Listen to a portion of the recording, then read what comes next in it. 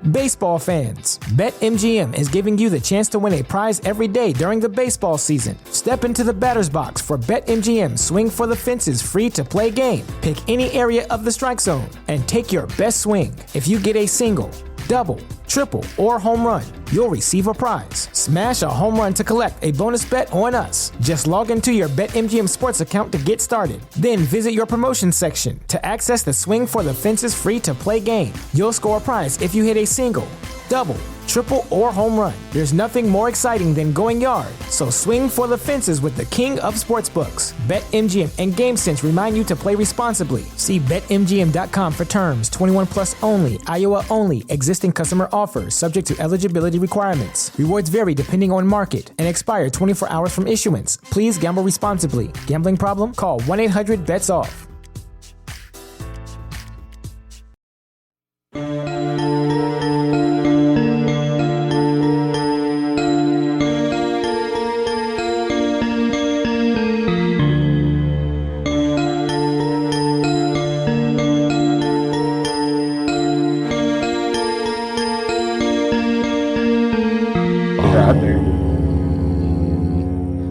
Welcome back. Alien Theorist Theorizing, Case File 28. We didn't really talk about what we're going to call this, actually. What is it? Just ghosts and... Poltergeists and demonic possession. Yeah, that sounds... Okay. Man, we got a full studio today. I'm do. Zell. Mr. Conspiracy, as always. I'm Byron. I'm Dan. Studio audience, Josh coming at you. Josh, new member of the Theorist team coming in for his first pod here. So I'm not sure what he's going to do, actually. He's drinking beers. Coming in nicely, as too. usual. I'm just honored to be here. So. He's the unknown quantity. Yeah, he's got a great voice, though, for I the do. pod. I like Chemical X. Anyways, it's been a few weeks since we were Has last one. It's been for you. It's been a while. You missed. Oh, I've been lying. Yeah, you missed the after 2 hours where Mr. Conspiracy just ate the mic so fucking hard, and then I was too lazy to edit it because I was like, oh, I had to get this pod out, and then his breathing was in there, so he's gonna try his best today not to eat the mic. And there you go. I think I saw some people say some things about that. But Yeah, as I too. nice. Hurt my feelings a little bit. as everyone knows, we don't make promises, and if we do, we forget to keep them usually. Exactly. Yeah. But fuck, there's been But fuck. Prolapse. yeah, it started already. Well, I'm gonna start off with tonight's episode is brought to you by Goose Island Goose IPA. It's fucking good. If you like hoppy beer, go pick up a case because it's strong, 5.9. 55 in the UIB. Yeah, I don't even know what the fuck that means. IBU rating. I guess it's just the hop rating. Higher the stronger. Yeah. Yeah, so it's fucking pretty high. I think. Anyways, we gotta talk. People have been asking us. We gotta fucking do a quick update on the. I know what you're gonna say. Everyone just will not stop posting about it on Facebook. Oh, it won't stop. Mr. It'll never stop. President. Well, I guess President-elect Trump. Isn't that what you say before he's actually president? Yep. President-elect. Right. Yep. President-elect. Yep. So that took everyone by surprise, I guess, and everyone's pretty pissed off Oh, for yeah. whatever reason. But I don't know, Dan, you're the only American in so you have the best knowledge of this. We're just a bunch of Canadians up here just watching the show. So give us your thoughts. So basically, it was the entire election process up until he actually won the 280 some electoral votes. Everybody thought Hillary was going to win, and then it started watching it. I mean, I watched it over here from outside the country, and it was like watching some insane TV show. And I was like, what the fuck is happening? After he won Florida and he took North Carolina, and those votes came in, and you just watched it just go downhill from there. I mean, if you're a Trump supporter or a Hillary supporter, it just looked so bad. I mean, I was in shock. I was like, I didn't think he had any chance to win. I didn't think he was going to win either. But really, the mass media played it terribly. All the polling companies and all them had everybody thinking Hillary had it in the bag. And so like when he won, it was just like for the first like 24 hours, everybody was just in shock that he not only that he won, but that he won by such a big margin. It was, man, like you're saying, like I was watching it too, and it felt like I was honestly watching between like quarters of NFL games, like the media coverage, how everything's being analyzed and the fucking guys touching the screens like, listen, in this county you got they're 43.2%. She's up by 400 votes, and he went through like every fucking county, and it was like, man, this is like play by play in sports. It was like so produced. I was like, is this election? Is this a reality TV show? Circles, if he runs this way and runs that way, like John that way. effect. Okay, folks, listen here. If you look up here, you give a little circle around this guy. It was just, it was over the top covered. It was fucking, I guess it's a huge event. I guess every time it is a huge event, but this one It's kind of a pretty fucking big deal. This one was really way bad bigger than because I it was can so remember. divisive. Yeah. Well, it Yeah. started Like the two what, candidates, 2 you couldn't years have ago? two different candidates. Just so different. But now that he's in there, I mean, we've got people protesting. There's still people protesting. There's people in Vancouver you know, protesting. Like, I don't know why in Canada, if you're from Canada and you're posting about Donald Trump like he's the worst guy, or you post about Hillary like she's the queen of the world. Come on, guys. They're both bad. They're like They're it was a both lose-lose. I felt like Yeah. Hillary just continued on the same foreign policy, the same wars as Obama and as Bush before. Like it would just been the same thing. Trump, maybe he does the same thing, or maybe because from a conspiracy standpoint, the conspiracy goes that Trump is against the globalists. He's against that. I know Alex Jones, even though he's a fucking propaganda spitting Nazi himself, just preached Trump to the.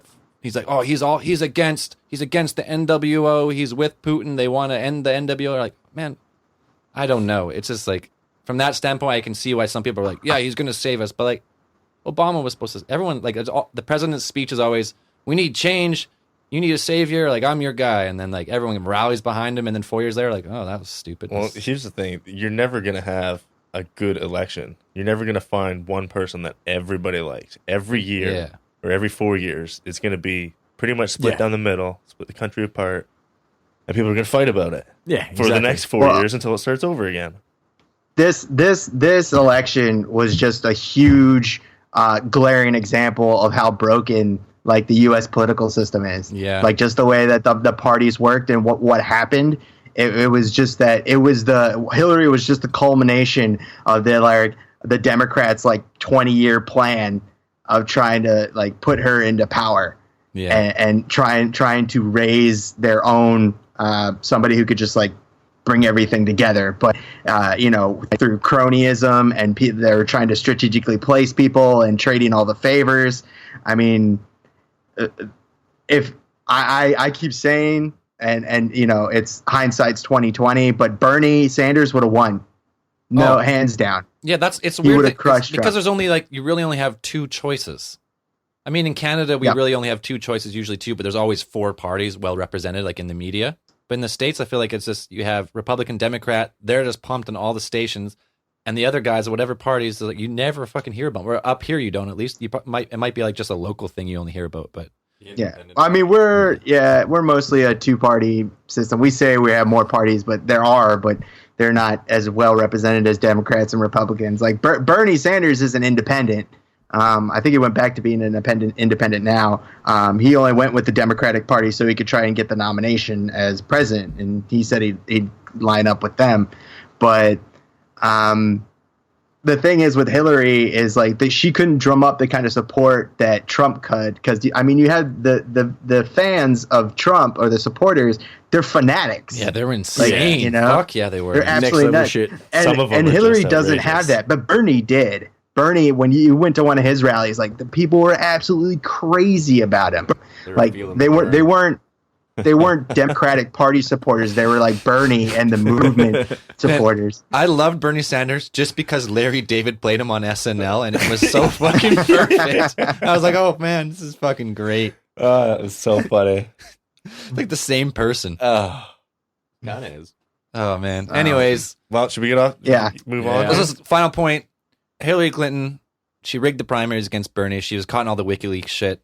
She was shit. Trump is like, he just came out of nowhere as a non-politician, fucking bigot, little fascist, little racist. Yep. Didn't fucking sticks to a script and won over like a scared and terrified population. Like, Uprooted. Oh, I'm gonna say it's gonna be a wild 4 years. Like I'm kind of excited a little bit about what's gonna happen. I'm just like, this is gonna be fucking nuts. Buckle your fucking seatbelts. Hold on to your butts. Let's do this. It's fucking weird. It's so fucking weird because like you know it's weird when Russia's now cheering for like on the other side. I'm telling you, Trump and that's Putin are going to scary. fist bump, and they're going to Eiffel Tower China and be like, boom. You heard it straight from our Southeast Asian alien correspondent, Dan. They're gonna Hotel, high five. Yeah. Oh, anyways, Good fuck. stuff, Dan. You know what? On that The note, election, we covered it. You've heard it a million times. Yep. There's nothing else really we can say on it. So we're going to move on. We're not going to talk about it for a while. So we're going to Nope. go with some poltergeist and demonic possession stories. See what we brought to the table. One thing first. Oh, Space news. oh, right. Space news. Space news. I got one thing. That's it. All right. That I have. Word. November 14th, biggest supermoon we're supposed to see in our lifetime. Yeah, it's biggest supermoon or biggest full moon in 69 years. Yeah, that's pretty awesome. Get out your telescopes. Keep those eyes on the skies. Man, that is actually fucking pretty cool. Yeah, I'm excited to see it. I hope we have a clear night for it. If it's a clear night, it should be something to see. That's something you get in your car and go for a drive. big what? Something, yeah. Observatory. All right. Well, Well, that's a really good. the only idea. space news that I kind of had was the Atlas V rocket launches Worldview 4 satellite. It's Earth observation satellite, and they launched it today, Friday, November 11th. But you're going to hear this. It's going to be the 13th or later. So that's up there. So I had heard something else too. I guess that they'd just finished building the Super Hubble telescope. I did Super see that. Hubble? Super Yeah. Hubble get the telescope. fuck out. Yeah. Whoa. Yeah, so it's supposed to be like Ridiculous. Yeah, because it's like below the Hubble Hubble takes some telescope. sick images. Hubble was like yeah. the shit. This yeah. one is supposed to be Next level. super. Like, So we're going to see it's supposed to the be the next universe probably. I hope, I think that we're gonna find life with it. Is what I hope. Well, Find something. they're just a deep space telescope, right? So just see like stars, planets forming, like a whole bunch of shit like that. Why can't you zoom in on a planet? Yeah, that's what I would think. Well, I think like the Hubble I telescope. guess you could get really good pictures of really good pictures of different galaxies and stuff. I don't know if you'll be able to see individual planets, but No, it's like you can because see out the there. Kepler telescope is meant to focus for planets passing in front of of other suns. Oh, yeah. That's okay. like what it's designed for, and the Hubble's meant to like stay stationary on a single point of Just space. absorb the. Because absorb the light for a while. everyone's seen the Yeah, picture yeah, of like yeah. that where it, like zooms in on this one point of Yeah, space, yeah. and it zooms in and like shows like 1,000 galaxies, not even stars anymore because it was zoomed in there for so long. But yeah, so okay, Super Hubble. Stay tuned. See Yeah. what happens. Yeah, Let's gonna stay tuned for some images. Look it up. Look it up. Mr. Conspiracy's back. Anyways, Dan, you're always great at starting. So you want to give us what do you got? A poltergeist? Yeah, I've got one of them. It's called the Danny Poltergeist case. Nice. This So this fitting. happened in 1998 in Savannah, Georgia, and it involved a possibly haunted antique bed purchased by one Al Cobb. Haunted So bed? a haunted bed. A haunted bed. Kind of. Please tell Kind of me somebody material was got this bed ghost made out raped of? in this bed. Okay. You ever seen that? You What is know, it, Scary Movie Scary 3 movie, or just something? like, Yeah. up on the No, wall getting annihilated. no. No, it was a bit more creepy than Scary Movie.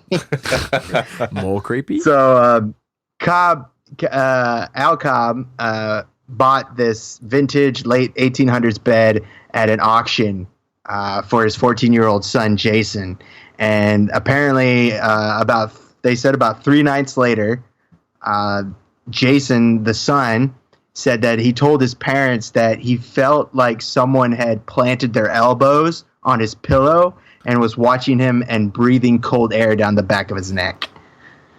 And the next day he felt sick. He got sick or he felt sick? He felt sick the next day. Oh, okay. And the next night he said he noticed that he had a photo of his grandparents next to his bed, and he said that the photo had been turned down, face down. That's so weird. And so he said he flipped it back up, and he came back, and it was the next day the photo was down again. The ghost didn't want the picture to see what the ghost was about to do to this child. Look away, Grandma. That must have something to do with the haunted bed.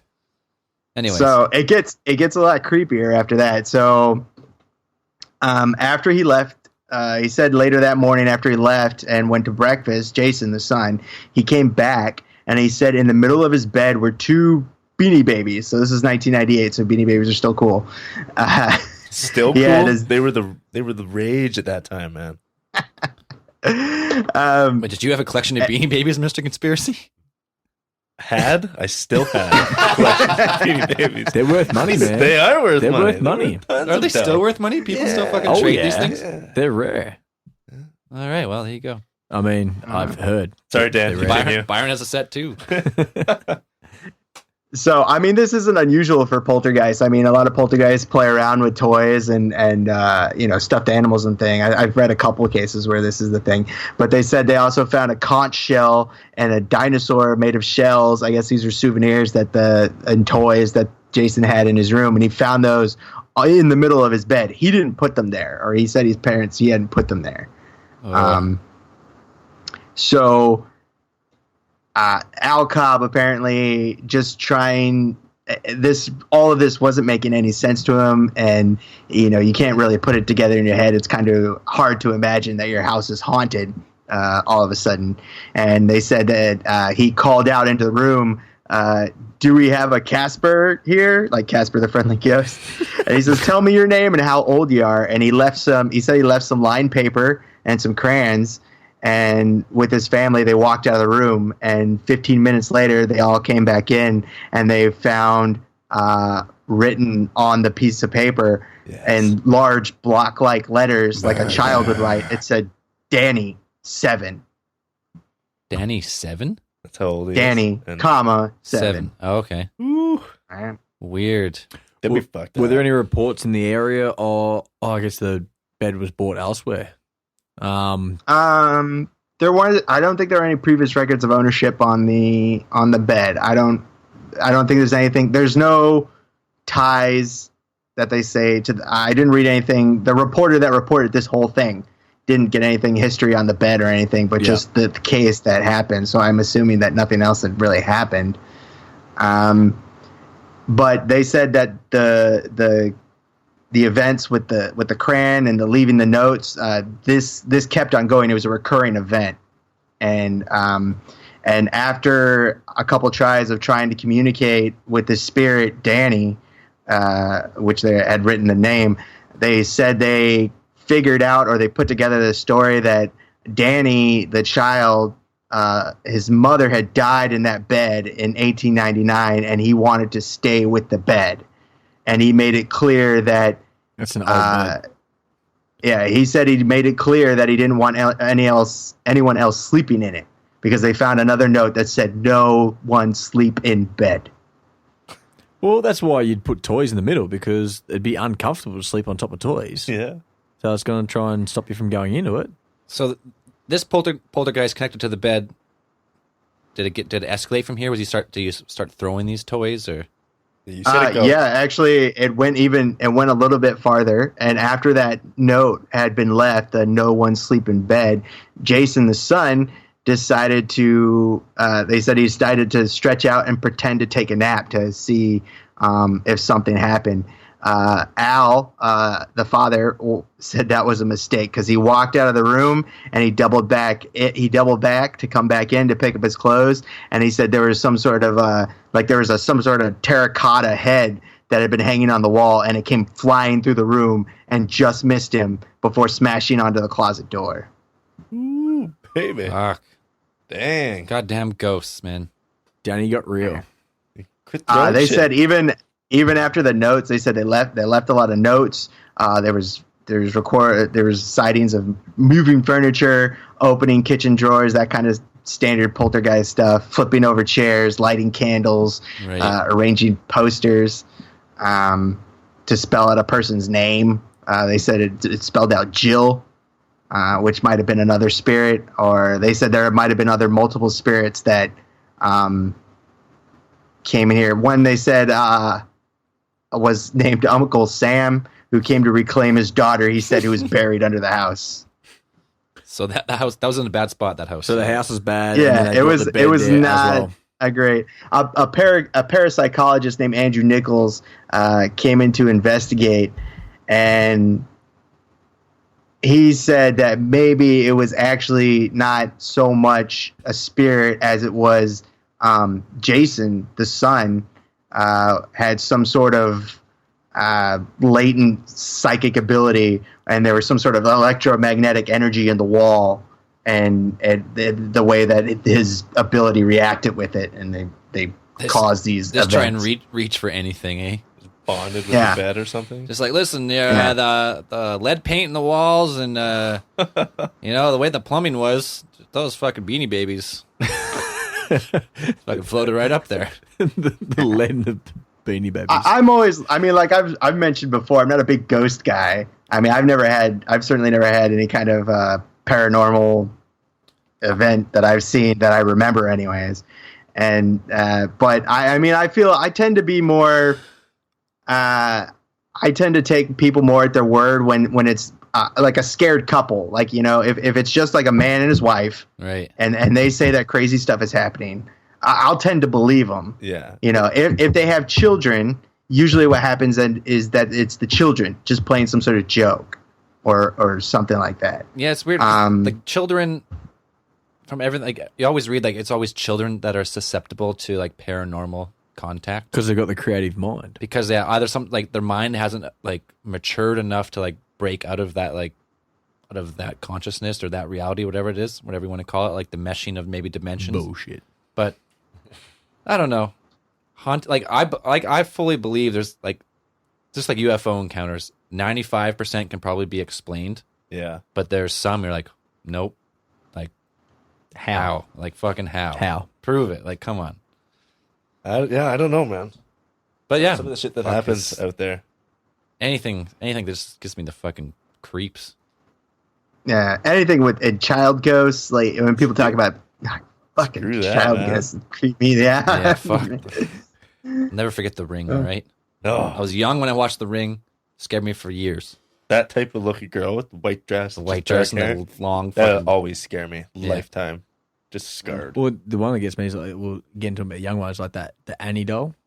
Fuck the Annabelle doll. Fuck the Annabelle doll. Yeah. That one's fucked up too. Anyways, let's move on to Mr. Conspiracy. What do you got? Well, I was going to say, sorry to cut in, mate, but no. Talking about 1998, my story happened in 1998. Oh, keep going with 1998. So it may have been the year of the poltergeist. But, all right, so this one, and sticking to my roots, happened in Oz, in the state, or not the state, sorry, the Northern Territory, and in a town called Humpty Doo. Get the fuck out of here. Get the fuck out of here. Are you straight no out way of that's Australia. a real thing. Dead set. Humpty Doo. Look it up. Humpty Doo? Look it up. I don't even have to look it up. It's a real town, man. If All anyone the Australians like drunk when they name their cities. if anyone lives in this town of Humpty Doo and you listen to this podcast, you have to get on Skype. Yeah, Northern you gotta let Territory, us know. Humpty Doo. Somebody Google map that. Somebody look fucking- that. Take a screenshot and fact send check it. that. And put it on the Fact fucking Twitter. We've got a few crackers. I'll say that. There's a few crackers in there that, yep, there's a fair chance someone's drunk. Oh, what the fuck's this place? It's called Humpty Doo. Yeah, that'll do. Yep, good on you. Anyway, 1998, Humpty Doo. There was a house there, and for 4 years there was a poltergeist that maliciously terrorized that house. Maliciously? Yeah. There were rocks dropped from the roof, like from the driveway in the house, knives thrown and moved across the room. Oh, this is the type of poltergeist that's going to kill you. Proper serious shit. Oh. Two guys came in towards the end of the, I guess, the 4 year reign that this poltergeist had. Tony Healy and Paul Cropper. They spent several days in Humpty Doo, and I'm sorry. I can't get over that. often, the best name. Stories you'll hear that the poltergeist will, when you've got a presence around, they will backtrack or not be shown. This poltergeist didn't back off. He kept showing his presence and Never back down. or her presence, throwing stuff around, sending bottle openers across the room and rocks. And it got to the stage where the poltergeist started leaving messages. in rocks, and there's photos of him leaving pictures on the ground. Is that in the shower? That's in the bathroom. Yep, and in the rocks, the picture I've got here, it says car. Yeah. For our listeners, we'll post that to Facebook and Twitter. Yep, I'll send the link through. And so the big ones, and then they started writing on the wall as well, like words like tonight, like scribed in the wall and stuff, like graffitied on. So this is like some Scooby-Doo shit. This just happened like overnight, like in the like. Well, this is over a period of 4 months. 4 months. Okay. So the big things that were, I guess, the big messages, and like the homeowners were saying, like if they really wanted, like if the poltergeist really wanted to injure them, they could have just put a knife in the back and they're done. But like stuff was getting thrown around, and the big words that came through that were written were fire, skin, car, help, and then Troy. Now Troy, that's the first time they got the name through. Troy was actually one of their mates who was known to the family that was living there.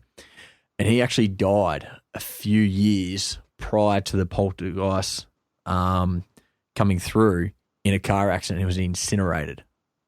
So what? So we're talking, the fire, car, help. Thanks. So skin. Exactly. So whether that was actually Troy reaching out to them and showing his presence and saying that he was around, or if it was something else. Still, what he was chucking knives at him? Fuck you guys. Well, they may have not helped him out. Like what the fuck, man? Is the traditional way of how Australians show friendship is by throwing knives at each other? Well, kind of. It's like, I could have got you, but I didn't. Could have got you. Humpty do. That's how they do. Humpty do. Josh they do in Humpty do. That's do. how they do in Humpty do. Exactly, Dan. Exactly. Fucking Humpty do. But like, just as quick as he arrived, he disappeared. 4 months it up, and he wasn't a lingering. It didn't continually harass him. It was like 4 months of like intense, malicious hassling. Was there any like any like object that like they brought with them and left with them, or like sometimes you hear about like hauntings, like it's a haunted object like people bring with them, and like that's haunted from then, and then you move the object, and then it's like haunted somewhere else. No, in the article I read, there was nothing in that regards whether something was just arrived. Yeah, they didn't have anything of his, some sort of article. That would have been like something Danny's bed. Exactly. Yeah, like, nothing like the bed or like something new was brought to his house. The presence just showed up. They actually got 2 priests and a Greek Orthodox. Where are we? Anyway, they tried to get here we go. They called 2 Catholic priests and 1 Greek Orthodox priest to try and exercise it, but that didn't work. All attempts failed, and 1 priest even reported seeing a crucifix being hurled across the room. So it's like a poltergeist demon hybrid. Anything that fucks with a cross or you think something's got to be wrong there. For me, the cross, like I don't really believe this like a holy thing really brings out these demons. It's probably something different, but what's weird is the cross upside down. That's not actually the sign of the Antichrist. It's a whole different. There's been so many different crosses. Like cross is like a sign for like fucking. If you actually look it up and look at what like the demonic sign for the Antichrist is, it's not just an upside down cross. It's not that simple. Yeah, it's got I don't know. It's weird design to it. Yeah. Like that's fucked up. The two guys that were, I guess, experts there, and they actually end up writing a book that they released on the 50 biggest poltergeist sightings in Australia from 1886 up until recent history. This was like rated as the number 2 biggest haunting known evidence, I guess, of poltergeist or demon activity in Australia. And they said that in the time they spent there, the 5 days they spent there, and other people that had visited the area, very few, if only a couple, had actually left that house being skeptical. Most people that went to this house saw some sort of activity and left as believers that yes, there was like something such going a convincing haunted place that everyone's like, nope, fuck this place. It's haunted. I'm out. Yeah, fuck Humpty Doo. I'm out of here. Yeah. You're on your own, guys. I'm out. So, yeah, interesting to see. Humpty Doo, and there's another picture of all the items that were thrown and like fucking machetes and shit. Yeah, like full on knives kitchen those are some big rocks. Yeah, and, some big knives. Holy cow! So the big thing is like, these rocks. That's not a knife. That's not a knife. I've seen you play knifey spoony before. That'd be so funny. That'd be. You've played knifey Rocky before, haven't you? It'd be so funny if in the shower he wrote that in rocks or whatever. That's not a knife, and then he chucked one at the guy when he was reading it. That'd be pretty. But yeah, that'd be pretty crazy. Tell me this isn't an Australian photo. This is a corkscrew that he threw at me. Bottle opener. Oh wow! But yeah. So Humpty Doo, fucking Humpty Doo poltergeist. I don't know, man. Poltergeists are. I don't want one in the studio. I'll tell you that much. I got too much expensive gear in here for throwing. Yeah, we have enough problems already. Yeah, we have enough problems in the studio trying to get it set up. We don't need a poltergeist in here fucking things up. Jesus. Actually, I think it would probably just make it better at this point. It might help us. You got a point. I don't know, but yeah, let's move on. Another story. All right, I got one that was told to me by a friend of a friend. Wait, that's like hey, what was that fucking cartoon when you were a kid? Freaky Stories. Happened to a friend of a friend of mine. Of a friend of mine, yeah. Yeah, it's good. So I was hanging out at my buddy's house, and we were gonna go downtown, and his girlfriend showed up, and she was all upset and made him stay home. So we had left, me and my other buddy, and he had stayed. And as we were leaving, probably like, I don't know, 20 minutes later, he called us and told us about what had just happened. So I guess some of her friends, a guy and a girl, like a couple, came over, and both were like hysterical. Like the guy and the girl were in tears, crying. Like obviously had like jumped out of bed and ran over to their house. Like dude was still in his boxers and shit like that. And they said that they saw a black figure rise up out of the floor, probably like 3 feet. It came up, and they didn't hesitate. Boom, out. Gone right away. Geez. So didn't stick around, didn't flick on no lights to see what it was, just out. So how drunk are they at this point? They weren't drinking. So just like this is like perfectly sober. They're fully conscious, fully sober. This is like probably black shadow person comes flying out of the ground. This is probably like 10 o'clock. So like we were just leaving to go downtown, and I guess this couple was going to bed, and this weird shit happened to him. Something came out of the floor. Where was it? In the bedroom? Or this is in the bedroom? Yeah. And so in the house. It's in the house. And I had asked, and apparently the girlfriend had like experiences all her life of like ghosts and shit like that. Also, she was like spiritually connected. That's what I was thinking. It's like maybe there's something that was following lightning rod. Yeah, it was fucking weird though. The story they told me, something.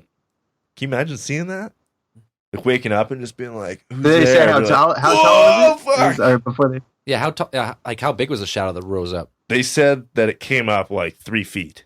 So just like it was like a little fucking shadow. Yeah, a little. Was it still going? Or when they left, was it still coming up out of the floor and then they booked it? Or I don't know. They probably just seen it and just fucking got out of there. But like the story that they got from them was like something came out of their floor and Jesus bailed. They saw it. Like fuck that. There's no mistake. Like out of there. I'd probably be crying too. No, I hate shadow people. Sleep paralysis or not, if that fucking happened to me, like, I don't fucking fuck that. That's not even when they're sleeping though. So that's like a shadow person, a conscious, awake shadow person that they fucking seen. They were awake. They had left their house and ran to their friend's house. I guess they only lived like 3 doors down or something like that. Pretty close. And we're frightened, man. They were scared. It's scary. Like yeah. When I was younger, got knocked out cold, hard. And when I first came somebody conscious, throw a knife at you? No, I was on Tarzan swing and hit the ground. Like, just fell off. That'll happen. And my buddy carried me back down to his house. But the first time I came to, and that I remember, I woke up in the bed and all I could see was black and white and just the silhouettes of people. And it freaked me out. And I remember them, like, explaining who was who. And then I went back out. And the next time was, like, I woke up and it was colour and shit. But just seeing so shadows weird. And silhouettes, I've still got that in my mind now. And like you said, Ron, if that you see something come out of the ground like that, like silhouette, shadow, like nope, I'm done. Catch you later. Yeah, I think that's one of the things, like when people see like shadow people and like ghosts and shit, Slender-Man. they get so scared that they run away so fast. And like I would do the same thing. So like it's really hard to get like an actual like, you're not gonna be like, oh, there's a shadow person. Like, oh, that's cool. Like I'm gonna pull up my phone.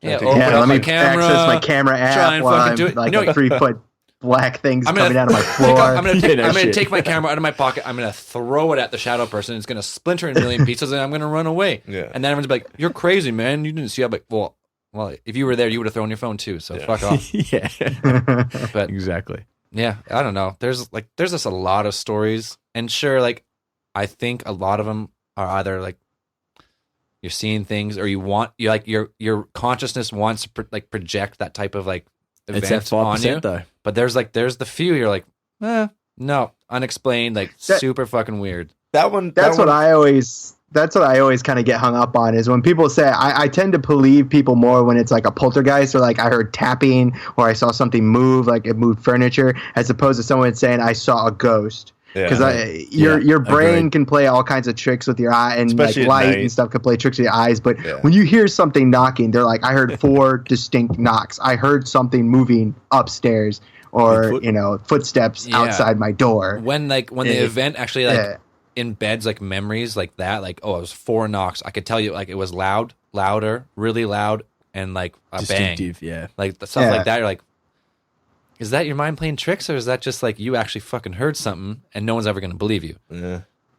I don't know. And I don't know. Yeah. I can't believe how people live with it. Like you have some of these poltergeist things. I mean, like Byron said, some of them will go on for 4 months, but you've had other ones that go on for years. I'd burn my house down. Yeah. Fuck yeah. I just built the studio. If there's a fucking ghost in here, like picked up like a mic or something, threw it across the room, like that's it. Nope, it's over. Fuck this place. I don't even have insurance. I'm fucking burning it down. I don't care. Terrible idea. Well, I'm not would never do that. Well, depends how bad I guess it depends. We take everything out, then we burn it. Yeah, down. I would take all the stuff out, and then I would burn it down and build. If you can drum better than you can stay.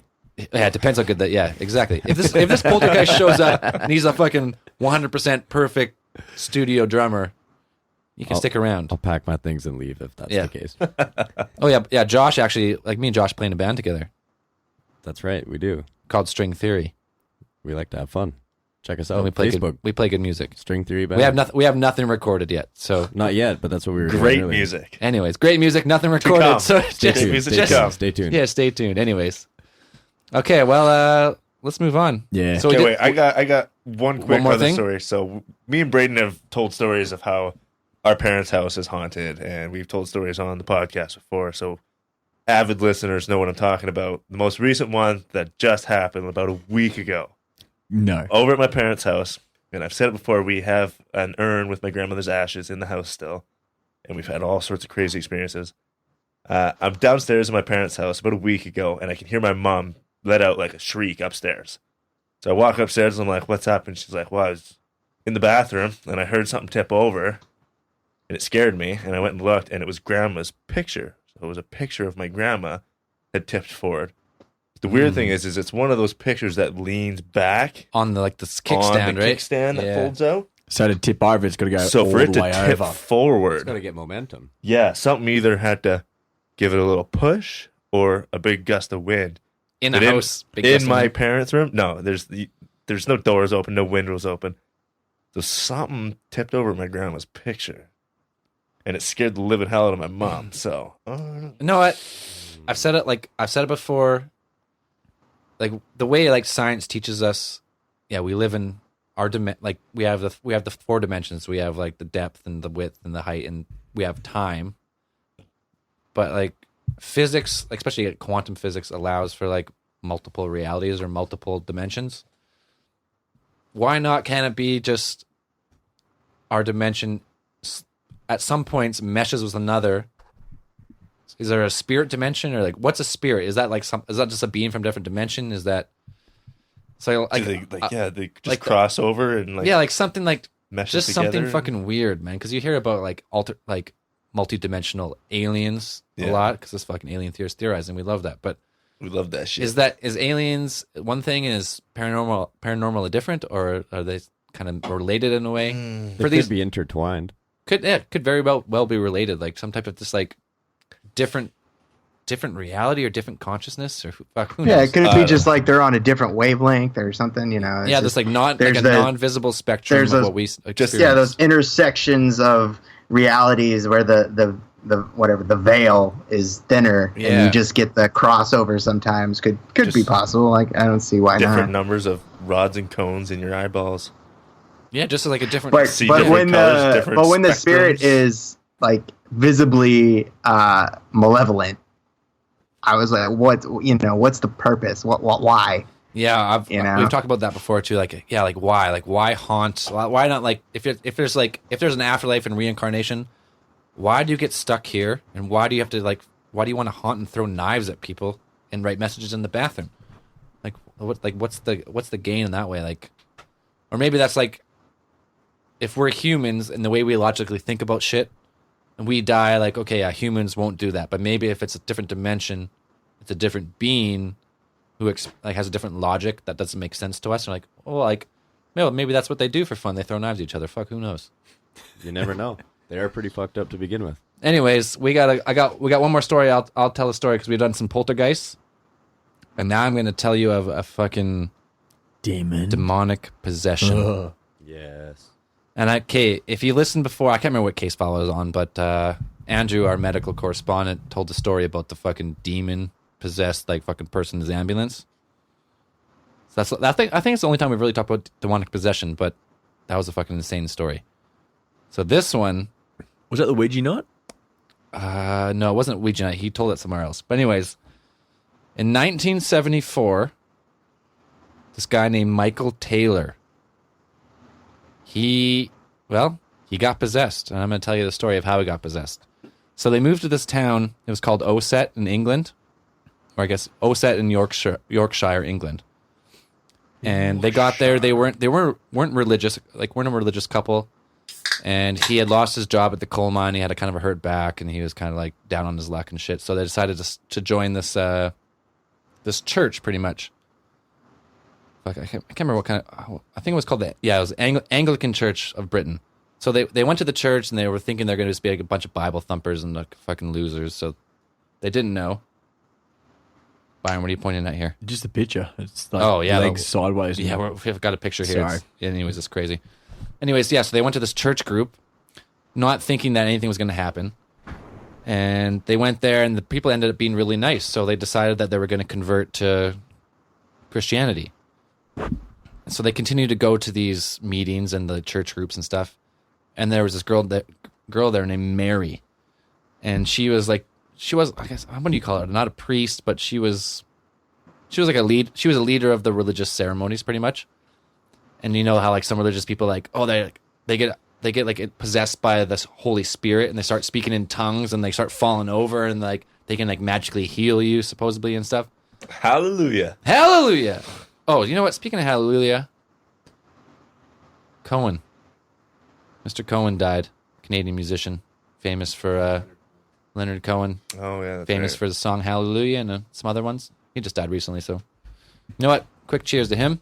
Cheers. Boom. Anyways, he wasn't possessed by a demon. He just died. He was 82, so he died. Thanks for doing cheers. We might as well do a cheers for Remembrance Day, too. Yeah, you know what? Cheers. Remembrance Day, Veterans Day in the States. We'll edit out the moment of silence. Oh, yeah. Yep, you should have had your moment of silence already, but you know what? Even though wars are bullshit, people fight for them, so you gotta respect what they do. I want to see Hillary and Trump out in the front lines fighting the wars. Yeah, you know what? The fucking bankers, the people who are making the wars, they should fucking go toe to toe with the fucking leader of the next country. That's how war should be fought. Let's do fucking celebrity boxing, but with the country leaders. Leader wars. Putin all the way. I'd love to see Trump and fucking Putin, or Trump and Kim Jong-un, or whoever it is now go at it. Not celebrity boxing. You know, in Russia they have this celebrity fucking medieval knight fighting. Have you seen this? Oh my god. What? That's what they should fucking do. Honestly, there's a fucking celebrity UFC knight fighting, and you wear full armor and you have blunted swords and shields, and you bash the shit out of each other in a medieval duel. That's awesome. And people fucking get pretty much killed. I gotta look this up. Anyways, that had nothing to do with my story, 100%. But we had to give quick shout outs there, and then fucking medieval knights came out of nowhere. So what can you do? Back on. Anyway. Anyways, yeah, her name was Mary Robinson. She was the leader of this Anglican church. And Hallelujah. So they went there. It was Michael Taylor and his wife Christine. They converted to Christianity, and they started going to these church groups. And at one church group, Michael started feeling like he kind of started like acting weird and like almost like a seizure. Like a lot of demonic possessions, they say like having a seizure. But he wasn't writhing in pain and twitching and doing all this weird shit. He was just like at church group, he was like depressed, and then all of a sudden he went to this like weird like trance, almost like manic state. And it turned out that they're like, oh, he must have got possessed by a demon like during one of these religious ceremonies. So the story continues where it kept getting worse and worse, and eventually they got 2 priests from their religious group, whatever. I don't know what you call them, if they're priests or an Anglican. Let's call them fucking priests. Yeah. Exorcism priests, and they started ministers. Yeah, let's call them. Yeah, whatever you want to call them. Sure. Fuck it, whatever. They started giving him an exorcism. Everyone's seen The Exorcist, and if you haven't, like, that's pretty much what they were doing. They were fucking giving their chants, they're doing their holy water and all this shit. And as soon as they started doing it, I guess, this is when he started writhing in pain and like speaking in tongues and like screaming and doing all this crazy shit. And the priests are like, this was like a really, really publicly, like a public case. They had everything was public. It was on the fucking news. Exorcism. It was in the newspaper. It was fucking everywhere. And I guess they fucking said this guy had 40 demons in him. 40 demons. What did they count them leaving the body, or yeah? I think the priests say like, because they do their Latin chants and shit, and then like, we cast you out in the name of Christ. The power of Christ compels you, or whatever, right? So they fucking knocked all these demons out, but it was such a long exorcism. It took hours and hours.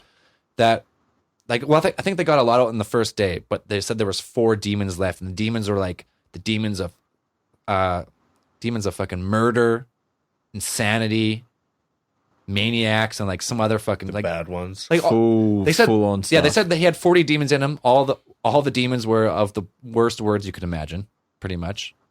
And then 4 were left over in the end. Boobs. And so like a few days passed, and they're like, okay, we're gonna continue the boobs.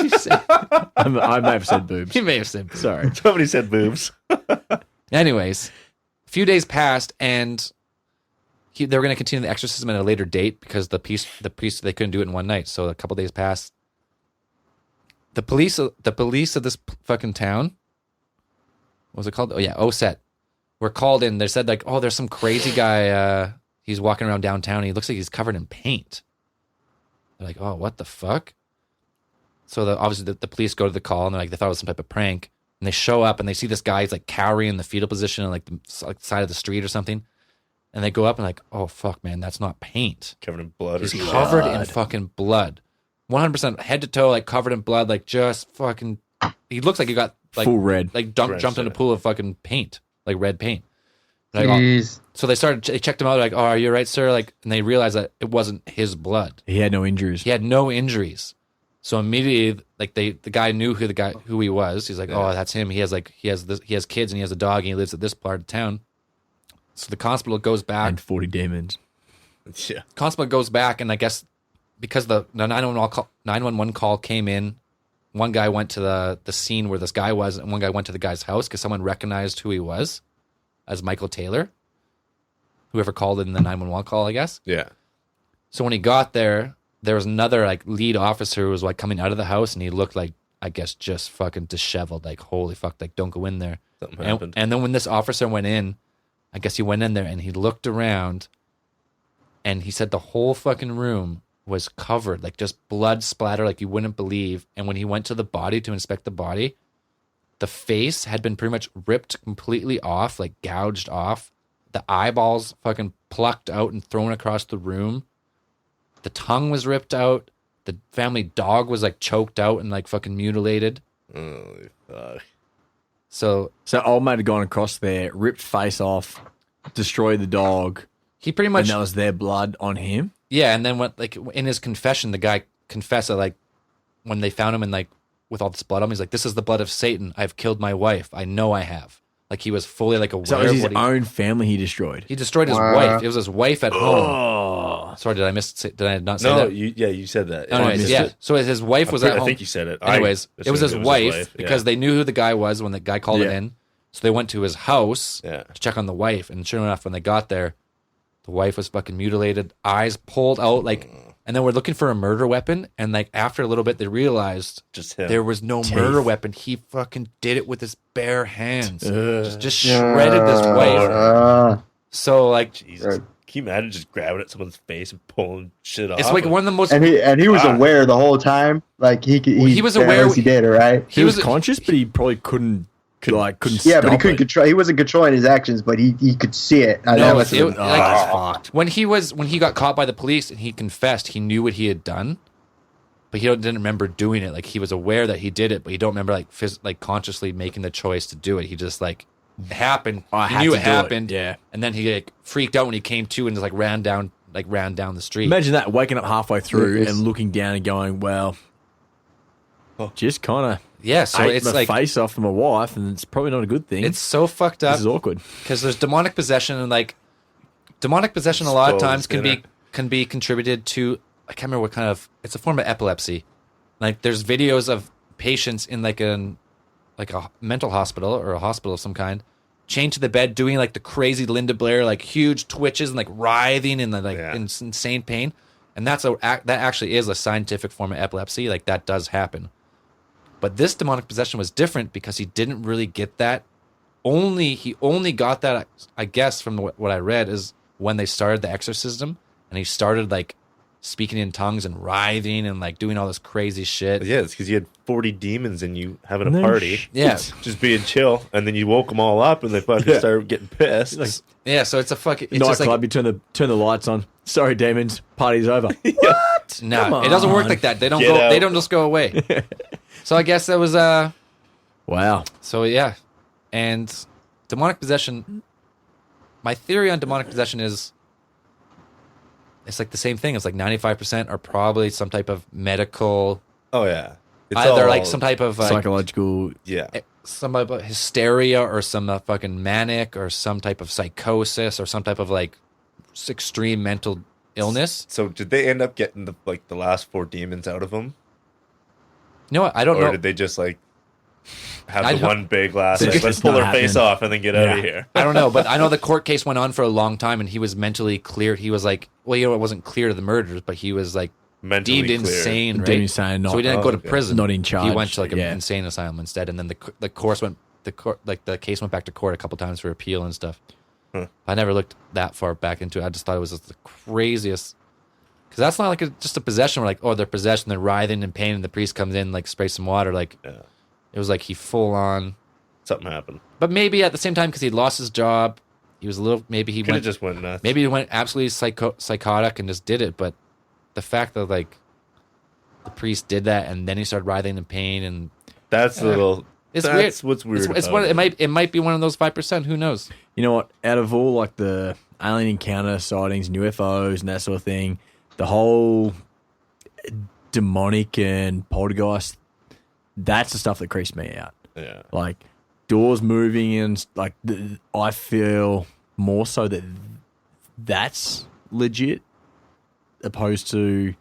Like this topic, this is the stuff that creeps me out and gets me going. Like, you want to know what really creeps me out about this is everybody has a story, some sort of story. Yeah, everyone has a story or knows someone who has a story. It's not something that like some people have happened to. Oh, I may have seen something. It's fucking everybody. Man. Yeah, it's like, way too common not to be. There's something else going on out there that we have no idea about.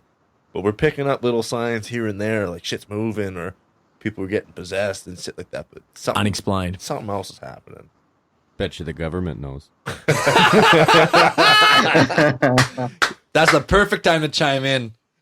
Oh yeah, hey, the elites know. Someone knows what's going on here. I'm telling you, they just can't keep it all under wraps. I don't know with this sort of thing though. I don't know. No, this is like it's a global phenomenon. Like it's not just like. It's not just an American thing, or it's not a North American thing, or European thing. It's all over the planet. Like everybody, there's ghost stories from fucking everywhere. Well, it's like it goes way back to like ancient tribes and stuff, and like that believe in all that reincarnation, all that other thing. Like it's a common practice in some cultures to talk with the spirit, like the spiritual side, right? Yeah. The spiritualism is like common throughout all of like ancient cultures, pretty much. Yeah, over here in Thailand, ghosts are a real big thing. Ghosts they take it serious, right? Yeah. There's this one really good story. They had this bout of what they called nightmare death syndrome that had been reported around certain men in Thailand. This is a real thing. It's a real story. It happened a while ago in like 1990. And apparently they were being killed in their sleep by spirits, which they called widow ghosts. And they're said to be ghosts of particularly sexual women who met a violent death. And now they're out to and they would go out to kill men and take their souls as husbands.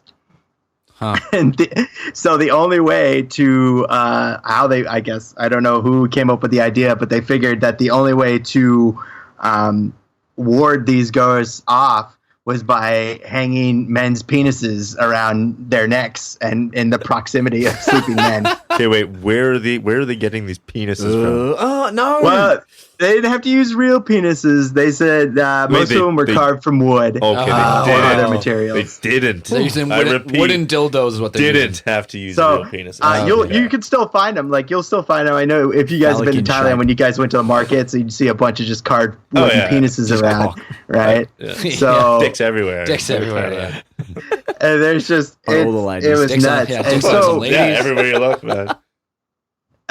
So this was a big thing for a while, and they were hanging the penises all over the place. They set up a scarecrow with a giant 3-foot long penis, and called it the Ghost Hunter. Like, they put it on there, like the Widow Ghost Hunter. They put a sign on it that said that. And people went to great lengths to try and keep their men safe from these widow ghosts. But they said that in the end, autopsies revealed that the men had just died due to poor nutrition. Huh. That most of them had just eaten sweet rice, which led to overproduction of insulin, and with stress and the other parts of their diets were enough to kill them when they slept. Wow. Interesting. Things that'll kill you. Sweet rice. So, but then again, maybe the 95% of them were just were that, and then that 5% were the widow ghosts. Yeah, like I honestly think in most things it's like 95%. It's a good ratio. I like the numbers. That's been like makes sense. Yeah, it does. People are seeing it or making it up or experiencing it in their own head or like projecting their own consciousness, making their own reality of like something that's not there. But there's some that are unexplained and they're you just can't explain it at all. Yeah. Yeah. I think there's some credence to the theory, the kind of theory like Freddy Krueger or the tulpas. You guys know what a tulpa is?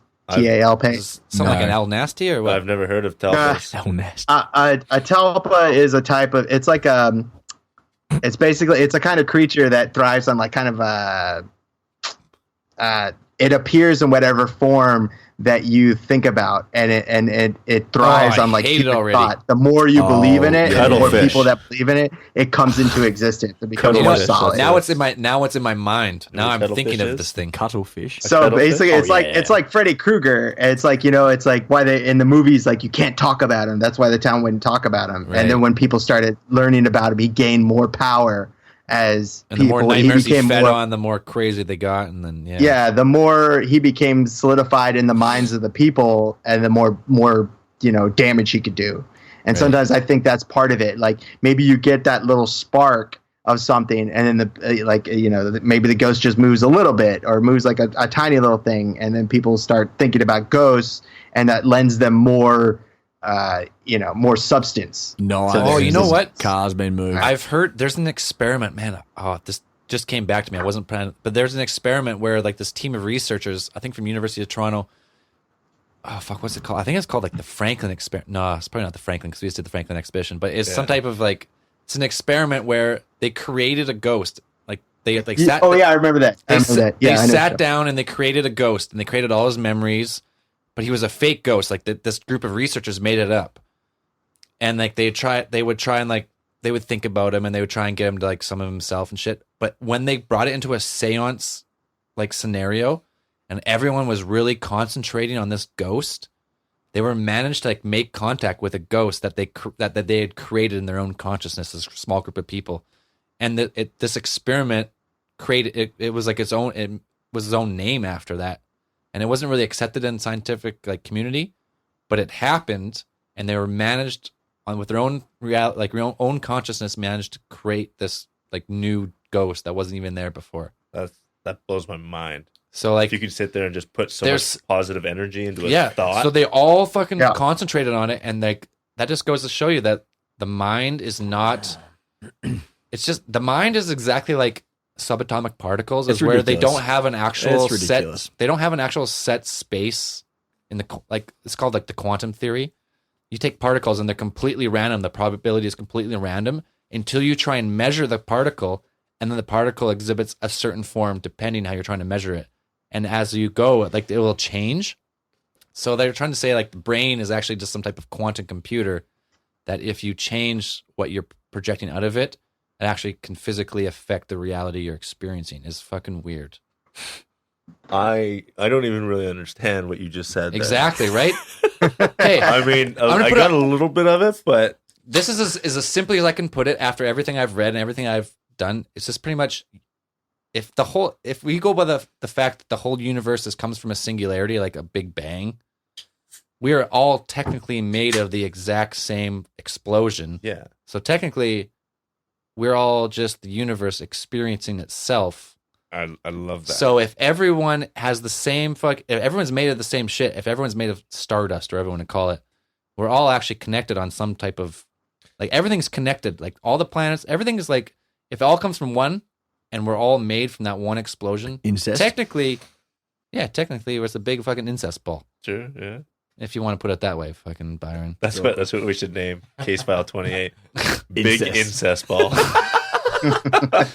Anyways, that's just like the simplest I can put it. Like, so when this kind of stuff happens and people like, I don't know, there's something more than just like what they tell you, like, oh no, science is real. It's like you live, you die, that's it. There's game over. There's probably like, I don't know. There's got to be something in the middle. Humpty-doo. And there's my rant for the day. Byron just pulled up a map of Humpty-Doo. Yeah, Byron pulled up a map of Humpty-Doo, and it's a real thing. We just got the fact check. I heard, Zoe, that our brain apparently only what was it? It only perceives like 4% of the universe, and like what we see and experience is only like 4% of what's actually happening, or something like that. So you imagine like if you linked and had like a bunch of different brains thinking the same thought. Could you imagine what else you could?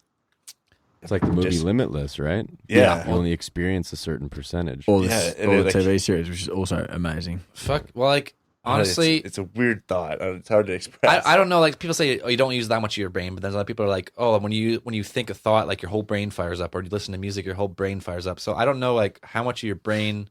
I'm not saying but yeah, how much of your brain we use. How much of, like, the universe we actually...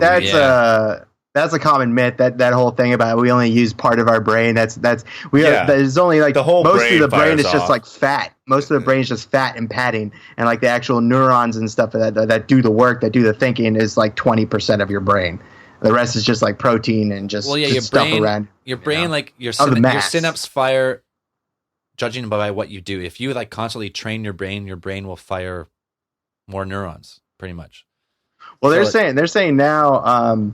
Like they've done experiments in at least in the U.S. military with like electrostimulus, and basically they hook up electrodes to people's brains, and they said it increases their like problem solving and alertness abilities, and they said they're going to start doing it, being able to like extend the times that people can be like fully functional, or whatever. They say they had good. Man, I fucking believe that. Nuts. I believe that for sure because. Though, like our brains, it's all electrical, it's all frequency, and if you could like stimulate that certain frequency range, which stimulates that certain type of brain function, who's to say that a little bit? Yeah, who's to say that like that won't work? Like, and you keep hearing these kind of stories. Like the brain is electrical signals, and you can manipulate it depending on what type of frequency you pump through it. That's incredible. Could you imagine what you could do with that? Oh my god. Anyway, boys, I think we have a Skype caller here. All right. Woo! We had some great talk there. So we're gonna see. He might not be on. He might be went to bed. So who is this? His name's Michael or Mikkel.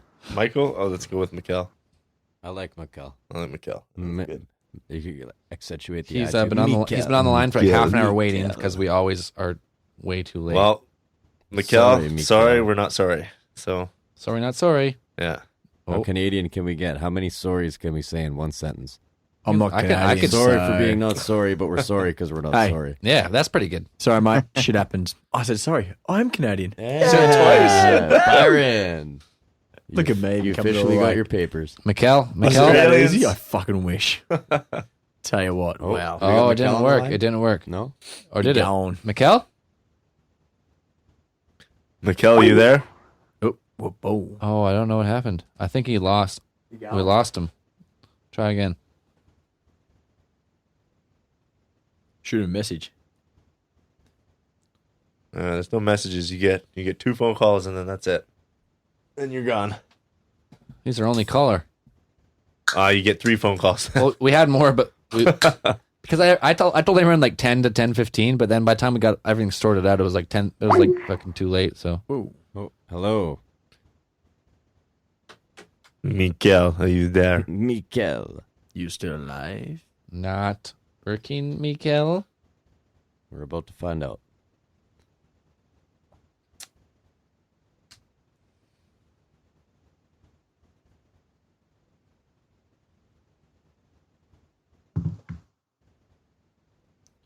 Nothing. No, it doesn't look like it. While we're waiting for Mikkel, I could share my one little tidbit all right. No, wait, don't share it yet because shut down. It's quite small, to be honest with you. I just had kind of a thought. Well, it'll get edited out right now. Oh, this is all getting edited out. All right, that's fair. Oh, here it is. Oh, he's Mikkel? calling? Oh, do that again. Call us again. That again. Mikkel. That's it. He popped up for a second on the Skype. I saw him. Yeah, he did, and then he just hung up or something. There he is. Oh, same thing. Can you call him? Add to call. Excuse me. He said he just downloaded Skype today, so he doesn't know how to use it. Yeah, okay. Mikkel. Dan, I'm going to hang up on you for a second. I'll call you right back. All right. Fuck you, Dan. Dan, you still there? He gone. Yeah, he's gone.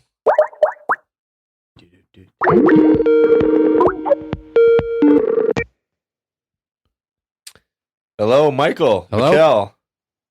Hello. Hey! Ah, there we go. It worked.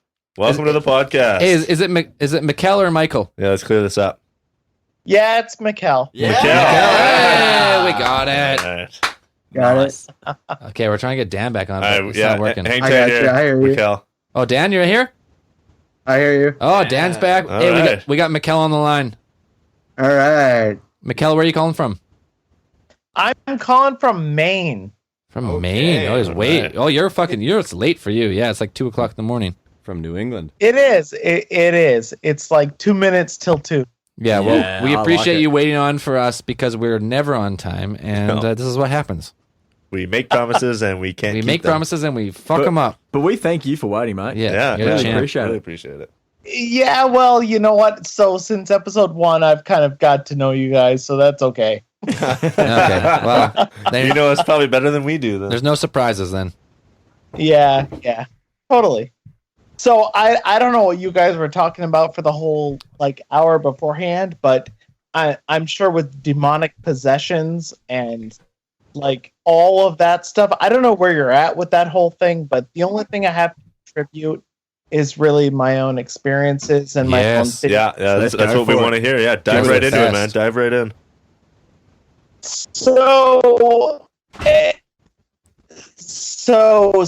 I guess the whole point of the whole bit of that is that 16 years ago I was moving into a new apartment, and being a gay man in Maine 16 years ago, is a very different situation. So we were moving into an apartment. We didn't know where we were going to go.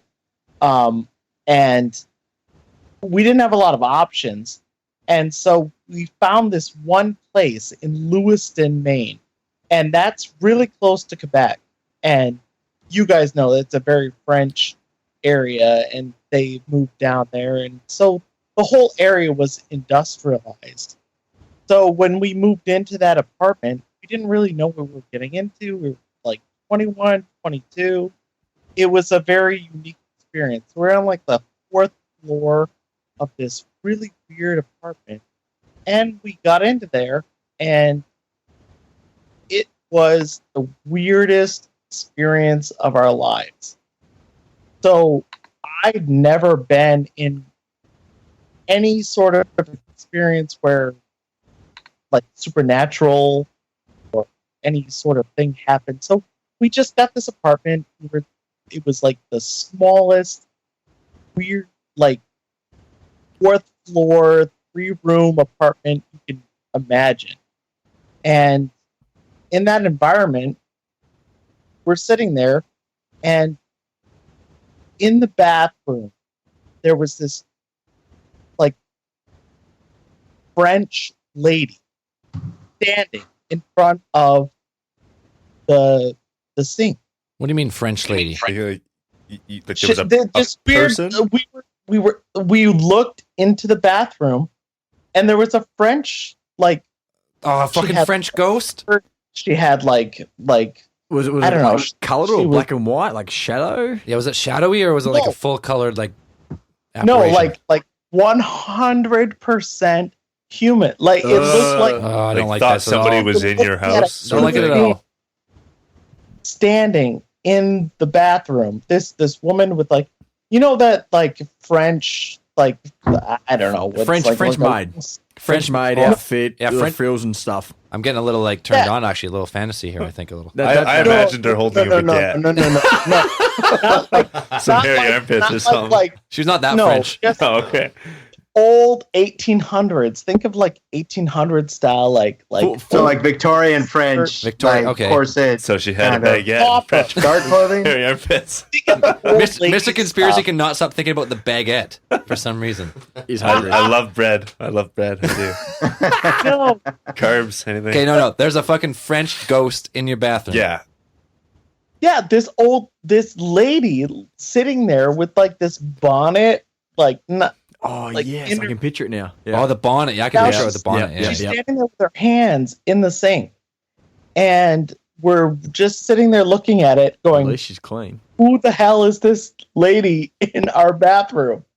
So we're kind of freaked out, and we turn away.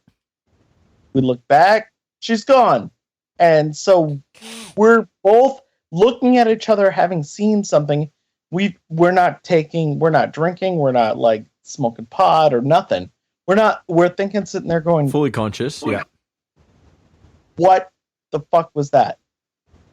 We actually dismissed this as like just something that happened, and we moved on. We were young. It was before the internet was really popular. We actually moved on. So that's fine. Hang on, sorry to cut in. What year are we talking? Out of curiosity. Yeah, it's like 2001. Okay, because a couple of stories we've spoken about tonight, you're saying you haven't really heard for the last hour, happened in 1998. So I was just wondering whether it may have been the same year, because that would have been trying to make connections, but it didn't work.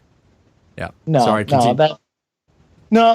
and that's fine. I mean, this is this building that we were in. Like later on, I mean, I'll tell you about the history of this that we found out later, because the internet didn't exist. Yeah. When we moved into it, we found out a whole bunch of stuff about this building after the fact. But while was it like built on a graveyard or some shit? No, it wasn't built on a graveyard. It was just like, you know how indentured servants kind of like moved into like the populous areas. So we had like in Maine, the way that it worked out, it's a very rural state. So the industrial industry happened where there was just a few rich people and then they created housing around it, like around the rivers. Yep. So the very poor people lived in these places, and they just like filled them with people, and they died, and they lived there, and they did all this stuff, and then in that same building over the course of, I don't know, 50 years or so, lots of people lived and died, very poor people, and it was just like a cycle of living and dying in that same place. We didn't really know that that was a poor place until we got there. We didn't really have any choices, so we just kind of moved into this place. But they only like give you a week-to-week rent. We thought that was normal for people who didn't have like week to week. It's like a hotel. Yeah. We didn't really think about that as a week-to-week thing. But at that point, like after we left, like I don't know, maybe half a year after we left, they demolished that place and built a parking lot. And most of the things we found out about it after the fact were just like anecdotal. Like everyone else, it was a 6-story place in Maine, which doesn't really exist. They just built this housing in Lewiston, Maine. And you won't find any 6-story buildings there. They did it just for like poor housing. And it was really like that 1800s to 1900s era where there was just people living there, cycling through it. Man. So, okay, was there any? So you said you've seen the French girl. She didn't have a baguette.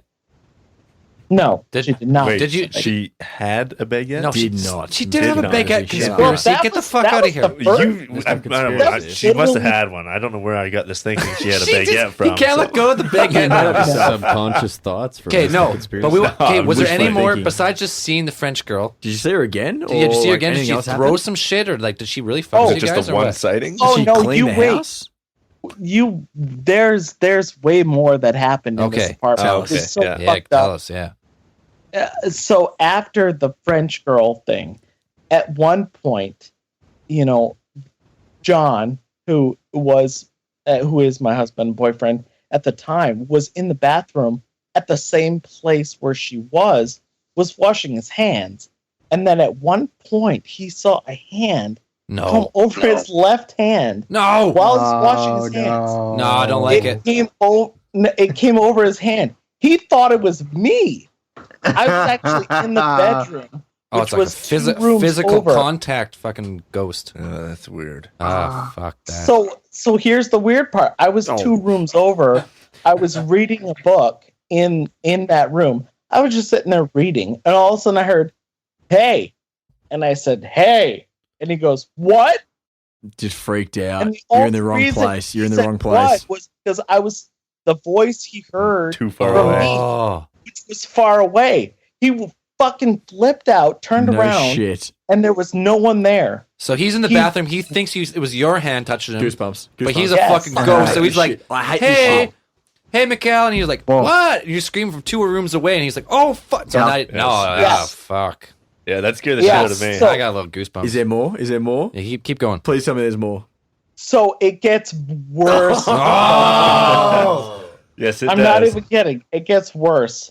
So he's at work. 5%. We're both working at the same place. We're working at Dunkin' Donuts at night. We're working third shift.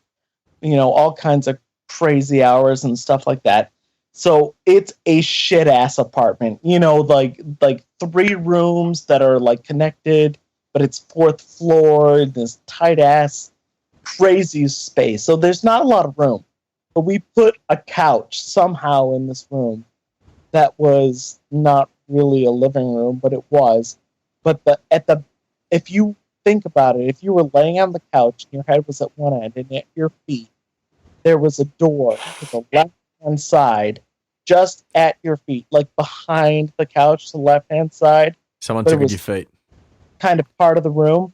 Well, I was laying there one morning after a 3rd shift, just laying there. This is during the day. Now, the daylight's out there, there's sun, everything coming through the light. Through that door, I see a shadow. Oh, shadow. Get the fuck. Of a body that is like a 7 foot tall person that is barely able to fit through the door. Do they have red eyes? Shadow person. Do they have red eyes? Do they have red eyes? Laying there, walk through, and it's this shadow that comes through the door. And as I'm laying there looking up at this thing, it like puts its arm on the couch.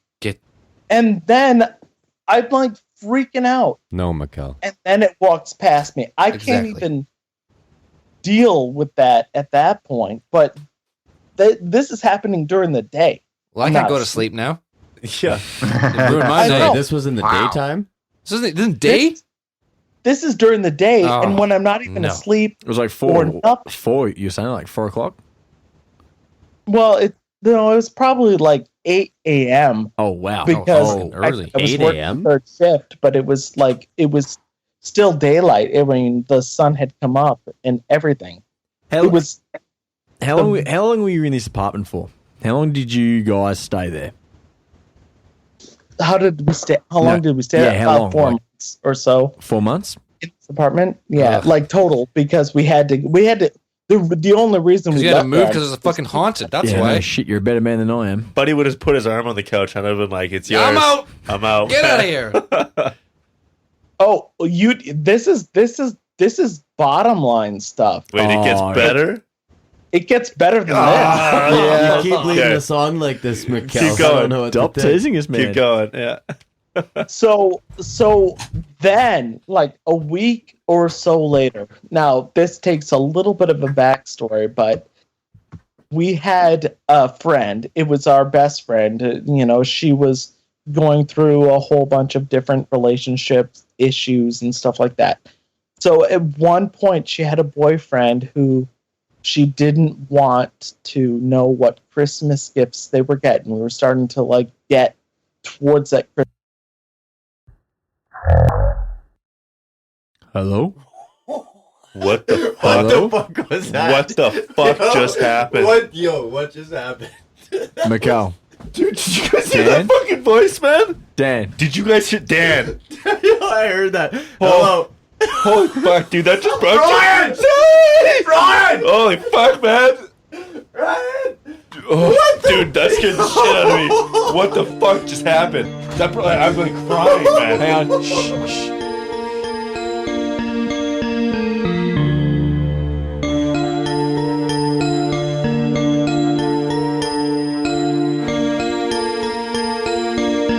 Okay, we're back. We got Dan back. We don't know what the fuck happened. We had some weird. I went to the bathroom. These guys started freaking out. I came running back. I fucking pinched it off. I come running back in the studio. I thought it all got fucked up. They're saying that there's a fucking demon on the other end. We for our listeners who have been listening a long time, we don't play tricks. We legitimately just had an experience in studio with multiple listeners in studio who heard it and are all shaking. So there was a voice, a deep rumbling fucking voice trying to something. I hope to God that. Are you serious? I'm telling you, God, honest truth. I hope to God that we have that. If we didn't pick it up, we haven't stopped recording the whole time. No, I know that, but I'm just saying, if it's just something that we heard and it's not recorded, that's gonna sound fucking. Is it part weird. of the 95% or is it part of the 5%? You think? I don't know. He was freaking out just as bad as I was freaking out when I heard it. Mr. Conspiracy and I locked eyes and we shared a moment of scaredness. Oh yeah, that was. The thing is, shaking, man.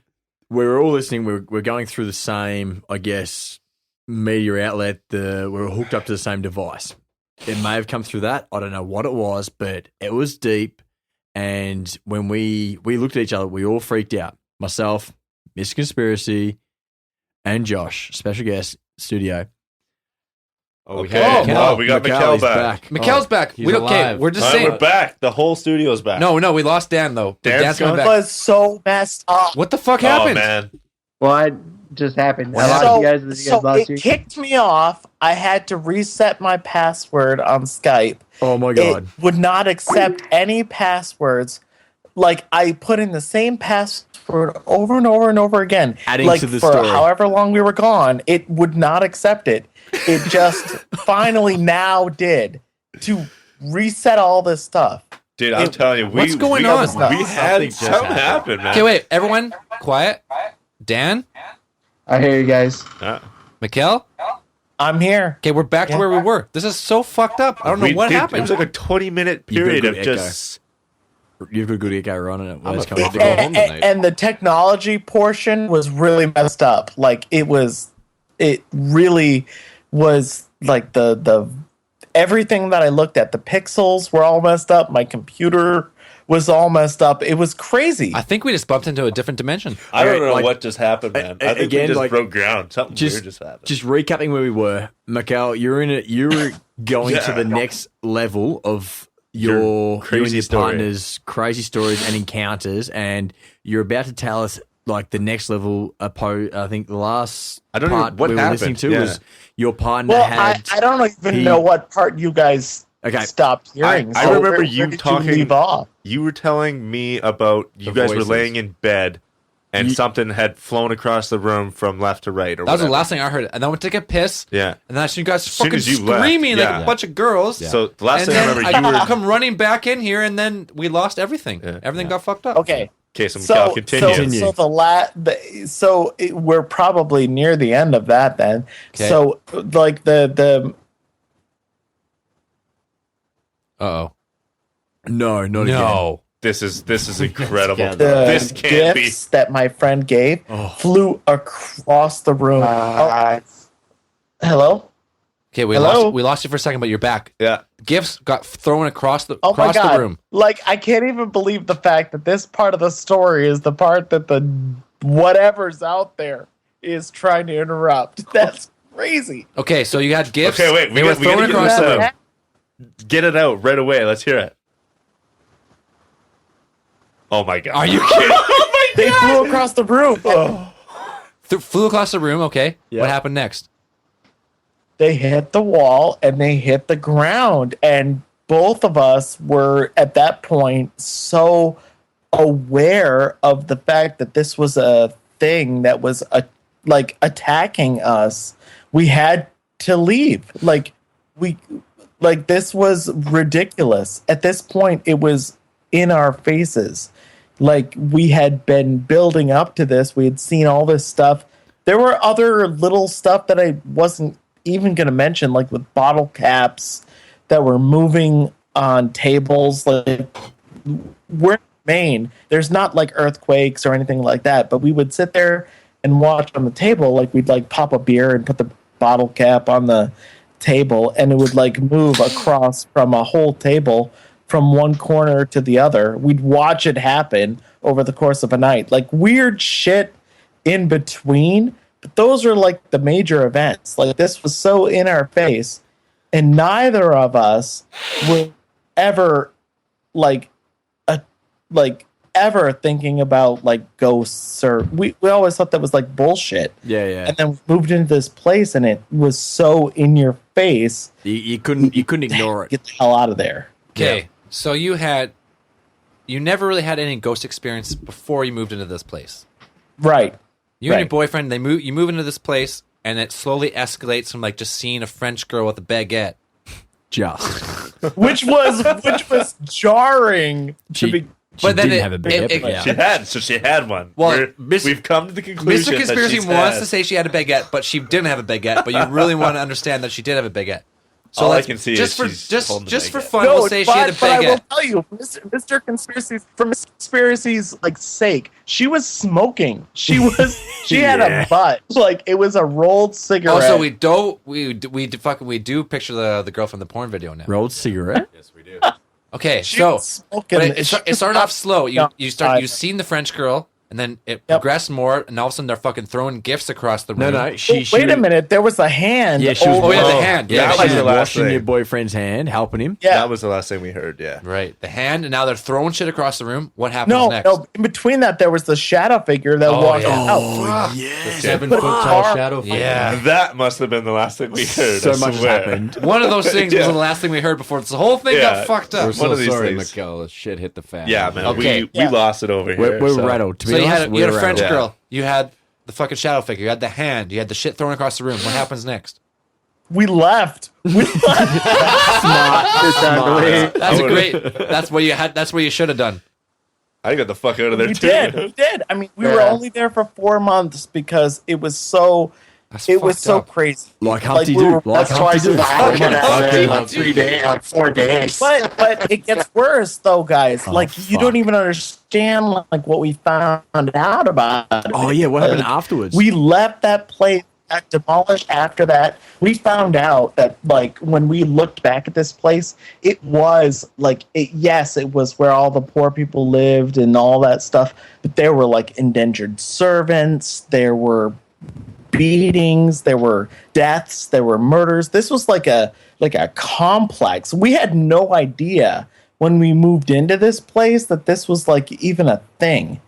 And then when we left, the internet wasn't there, but then we had the internet. Like the internet happened, and so we were looking up, like, going, what the hell was going on? Because we'd never experienced it before, we had never experienced it after, and we had to look into it, and that place was fucked up. So when do these things happen, Mikhail? Like, are we talking like early 1900s? Are we talking mid? When? Yeah. It's late 1800s, early 1900s, where there's all this crazy stuff going on. There were like in that part of Maine, there were like shoe shop, children abuse, like all the stuff you could think of that was terrible. The industrial era happened, and it happened like right there. We didn't know. Like when we went there, we just thought that like, well, this is the only place we can get. It's week to week. We have to pay whatever. We didn't know even that this was the type of thing that this place was. But for years, and I don't even know what happened in the 50s, 60s, 70s, 80s, and 90s. Yeah, right. Of this type of like place that has like serious bad things, like all the terrible things you would want to do in a place that's a week to week place. We didn't know, but there we lived, and it was intense. Like it's almost like retrospectively, the energy that was going on there before we got there was crazy.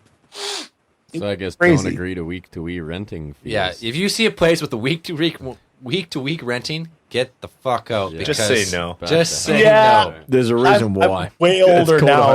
Never do that. Because nobody can stay in it longer than a week. Hindsight's 20/20, and next time, I'm guarantee you're not doing a fucking week to week stay. No. Oh hell no. Oh hell. Like I'll tell you right now, like that was so messed up. That like to this day, I'm on a podcast in 2016 talking to you guys about it. That's how bad it is. Honestly, like, it's fucked up. This is bad, mate. This is good. We've honestly never had a podcast where I've seen Mr. Conspiracy pee his pants pretty much for whatever reason. Whatever happened.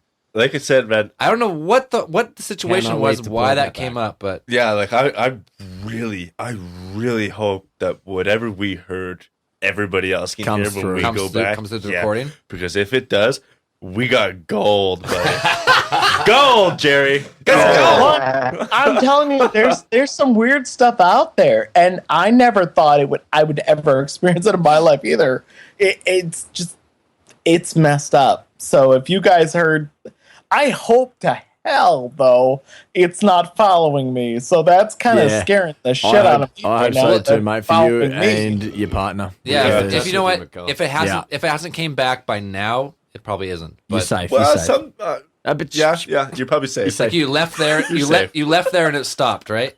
Well, no. Well, apparently. No, you're not safe. I'm safe. Mikhail, you're doomed. This is like Final Destination type shit now in my eyes. Yeah, you escaped death the one time. Now what's happening? Yeah. Tell us more, please.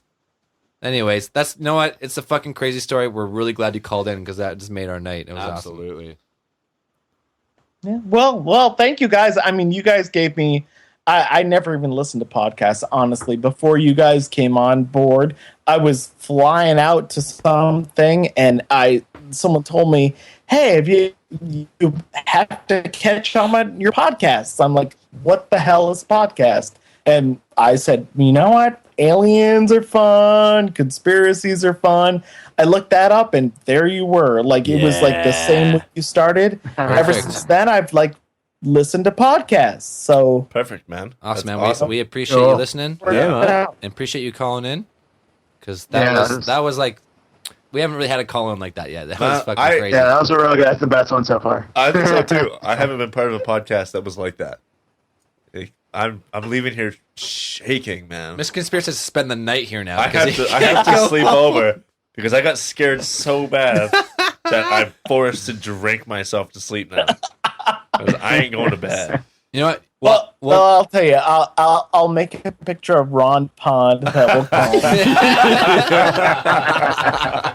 And then you can make a T-shirt, wear it, and feel safe. How's that? Sounds good. That's awesome. All right, you know what? While everyone's on the line, we'll do the closing shit here. All right. We still got T-shirts. There's only like 2 left of every size. If you want one, order them in. What do we have to do? What do they have to do to get some T-shirts? It's $20 to meteormusicstudio@gmail.com on PayPal in Canada. $23, same address. Everything's the same in the States.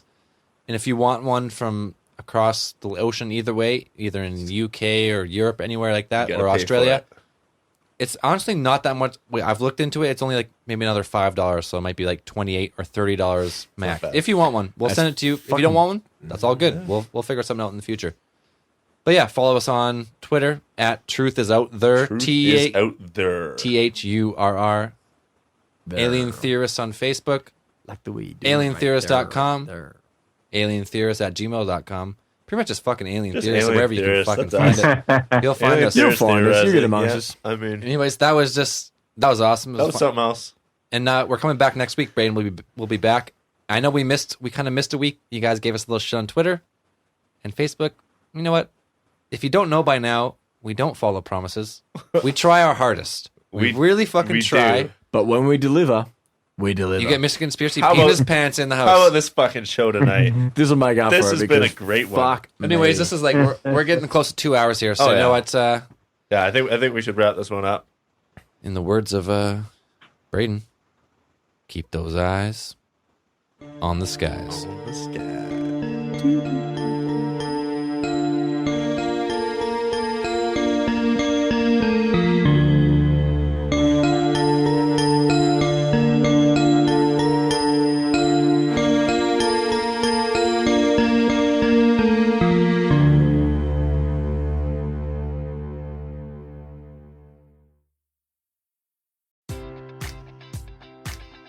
Baseball fans, BetMGM is giving you the chance to win a prize every day during the baseball season. Step into the batter's box for BetMGM Swing for the Fences free-to-play game. Pick any area of the strike zone and take your best swing. If you get a single, double, triple, or home run, you'll receive a prize. Smash a home run to collect a bonus bet on us. Just log into your BetMGM Sports account to get started. Then visit your promotion section to access the Swing for the Fences free-to-play game. You'll score a prize if you hit a single, double, triple, or home run. There's nothing more exciting than going yard, so swing for the fences with the king of sportsbooks. BetMGM and GameSense remind you to play responsibly. See BetMGM.com for terms. 21 plus only. Iowa only. Existing customer offers. Subject to eligibility requirements. Rewards vary depending on market and expire 24 hours from issuance. Please gamble responsibly. Gambling problem? Call 1-800-BETS-OFF.